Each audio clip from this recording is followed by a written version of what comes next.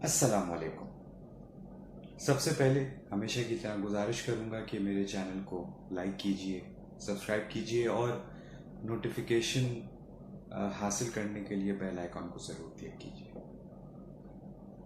Responsibility, ownership, जिम्मेदारी का एहसास। जाहिर है जिस तरह के हमारे हालात होते हैं उसी हिसाब से हमारे अंदर जिम्मेदारी का जज्बा पैदा होता है।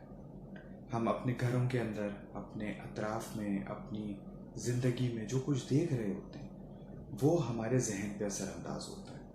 हम अपने बड़ों को ज़िम्मेदारी के साथ चीज़ें पूरी करते हुए देखेंगे, वक्त पे पूरी करते हुए देखेंगे, उसके हुसूल के लिए हर मुमकिन कोशिश करते हुए देखेंगे, तो नेचुरली वो चीज़ हमारे अंदर भी पैदा होगी। दो जागे देता हूँ आपको, दो मिसालें देता हूँ। कोरोना के हालात के अंदर दो घराने, ये रियल मैं आपको मिसालें दे रहा हूँ, ये मेरे अपनी देखी हुई मिसालें हैं, मैंने खुद हैंडल किए हैं ये केसेस।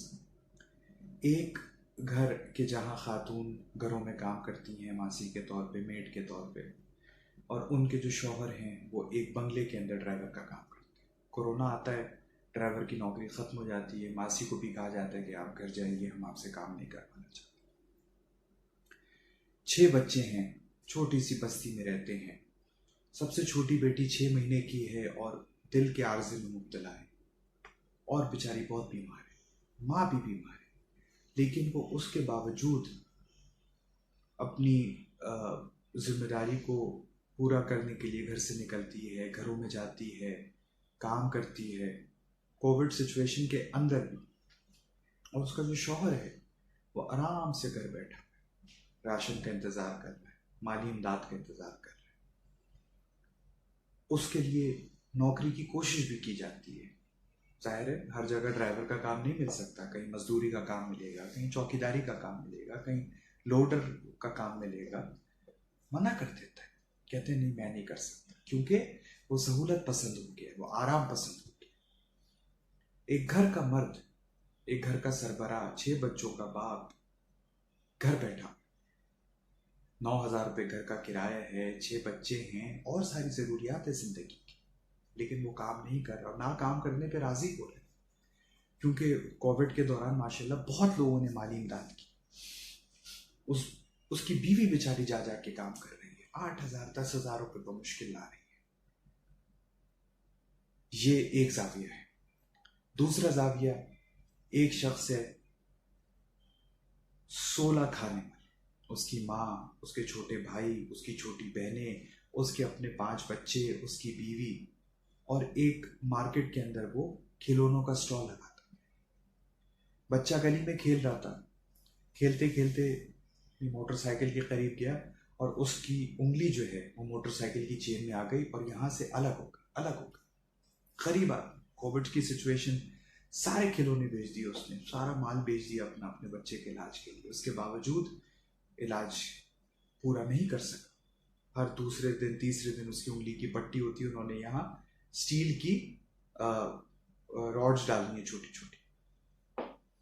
मजबूर आदमी, उसकी इमदाद की गई माली एतबार से, मेडिकल के एतबार से, लेकिन उसने ये तकाजा किया कि मुझे सामान दिला दें ताकि मैं अपना कारोबार दोबारा खड़ा कर सकूं। जबकि उसके घर में उसकी बीवी, उसकी बहनें, उसकी माँ सिलाई कढ़ाई का काम करते थे, खाना पकाने का काम करते थे, लेकिन वो जिम्मेदार था, उसने अपने आप को जिम्मेदार समझा।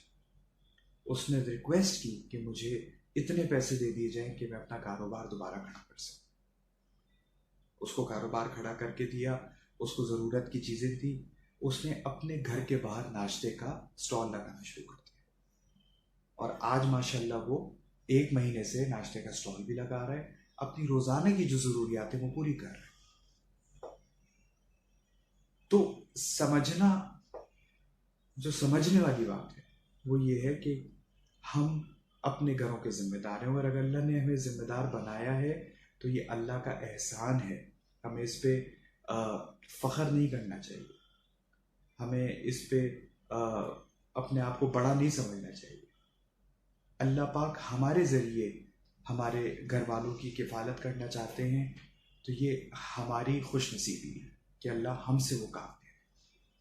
तो आप जो भी मेरी बात सुन रहे हैं, मैं सिर्फ गुजारिश कर सकता हूँ, और गुजारिश ये कि खुद भी जिम्मेदार बने और अपने बच्चों की तरबियत भी इसी तरह करें कि वो भी अपनी जिम्मेदारियों को पूरे तरीके से अदा करने का उनके अंदर एहसास हो, उनके अंदर जज्बा हो। चाहे वो पढ़ाई हो, पढ़ाई भी एक जिम्मेदारी है, काम करना भी एक जिम्मेदारी है, घर में हाथ बटाना भी एक जिम्मेदारी है, बाहर के काम करना भी एक जिम्मेदारी है, वक्त पे करना और एहसन तरीके से करना, सही से करना, ये सब कुछ हमारी जिम्मेदारी है। इंशाल्लाह फिर किसी टॉपिक के साथ आपके सामने, आपकी खिदमत में हाजिर हूँ इंशाल्लाह। अपना बहुत सारा ख्याल रखिए। अस्सलाम वालेकुम।